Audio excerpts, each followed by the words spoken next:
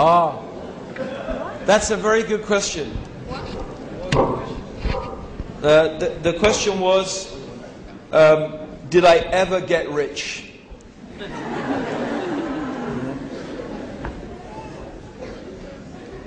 Yeah, I think probably I'm one of the richest people in the world. I know if you open the world's top 100 wealthiest people, you won't find my name there.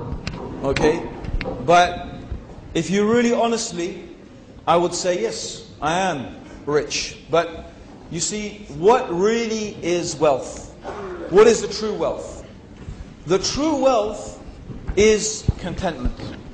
If your heart is at rest, and you feel peace and tranquility in your soul, then you have everything.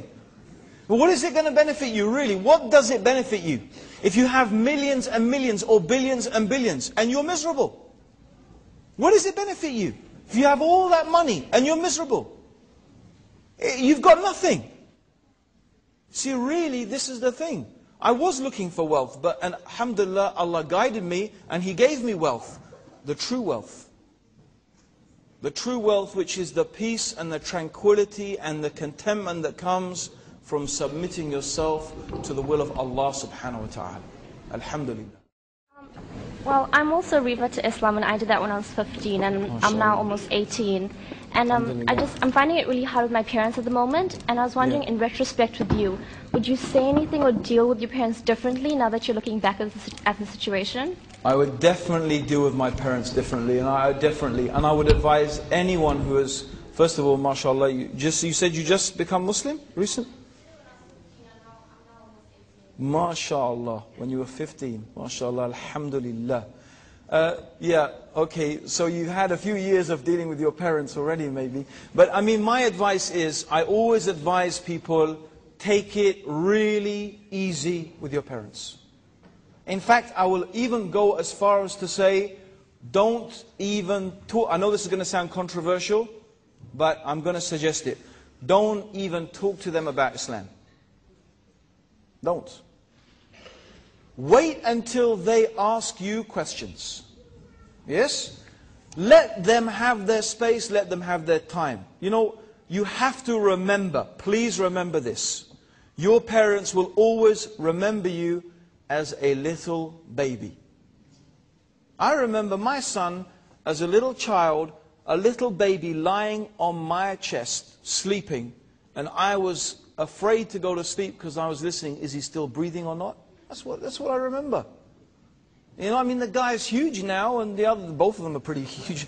Well, I've got 9 kids, right? Okay, including one that's just a little baby. But, you know, that's how you remember them. So when this little kid, right, starts telling you about, no, you're wrong, and it's like this, and it's like that, it's like, hello, I changed your nappies, you know. So, you know, the thing is that you have to remember that with your parents, and that's why I recommend take it really easy with them. Wait for them to ask you questions. Now, when they've asked you a question, that means they've indicated a curiosity, right? They want to know an answer. And then the onus on them is to listen. Now, if they complain, you say, you know, in the nicest way, you say, Mum and Dad, look, I didn't bring it up, you asked me. I'm sorry if I upset you. And just leave it, okay? Now, of course, you're going to feel really like you want to let them know about Islam. So a tactic that I suggest sometimes, especially if it's difficult, is to leave some books lying around. Yeah? You know, and believe me, they're going to pick them up and they're going to get curious. And you could leave some books. I mean, it depends on your parents, right? It really does. Some parents, they really want to know, and some parents, they don't. But the most important thing is you have to respect your parents so much. Remember Allah, He told us in the Quran that we shouldn't even say uff. You know, we shouldn't even go, huh. We shouldn't even say that to our parents. That's how we need to respect them. Paradise, that your parents are your paradise and your hellfire. If they're pleased with you, Allah is pleased with you. If they're displeased with you, Allah is displeased with you. So, yani, you have to do everything you can. Okay? As long as the only barrier I have to say, what can I say? The only thing is this. is that you are not allowed to do something haram to please them. Because there is no obedience to the creation.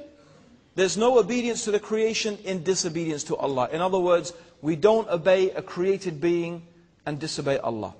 But with my parents, believe me, anything they tell me to do, inshallah, I will do my best to do it. As long as, but if they ask me to do something haram, I say, Mum and Dad, that's the limit for me. Right? You're asking me to do something that Islam does not allow, and that's something I can't do. But anything else, you know, I will compromise on as much as possible. But when it comes to the haram things, no, I will not. Or ordering me to leave something that Allah has ordered, no, that I can't do. But otherwise, you do absolutely everything. I believe the best way to give da'wah to your parents is by treating them the way Islam tells you to treat them. Through your example, through your manners, through really treating them in that respect and honor that Islam gives to the parents. Future of, it's a very good question. A very, very good question. The future of Islam in the West. You know, I really don't know. You know, I used to be very optimistic. You know, maybe even Islam might, the light of Islam may come again from the West. That's what I used to think. Because it seemed to me that the West was teaching Muslims some things that we had lost amongst ourselves. You know, if you go to the Muslim lands, you know, I mean, this is true, right? Okay? Here in New Zealand, by and large, 99% of the time, right? Do you have to bribe policemen? If you want your telephone connected, right? Does it wait, do you have to wait 12 months, but if you want it to be quicker, you have to give a big hefty bribe? No? But let's look at our Muslim countries, right? Yeah? Everywhere you go, bribery and corruption. Bribery and corruption. Okay? Oppressive governments, dictatorial regimes, random arrests. Will you feel really sure that in a Muslim country that justice will be done if you go to court?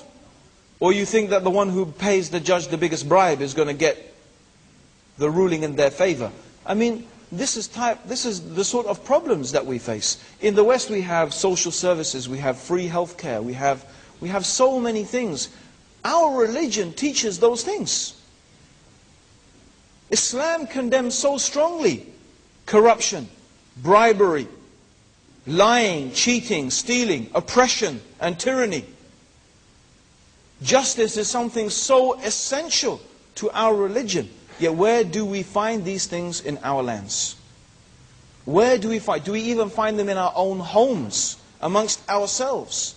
You see? And so I think there are some qualities that are so important to our religion, but it seems somehow we lost them. Yet the really strange thing is we find these qualities here in the West. Now let's be honest. This has to be some of the reasons we love living in the West so much. Well, you know, let's be honest. Of course we have problems with, you know, some issues of sexuality, nudity, girlfriends, boyfriends, homosexuality. We have problems with that. We'll be honest, we do. We find it very difficult.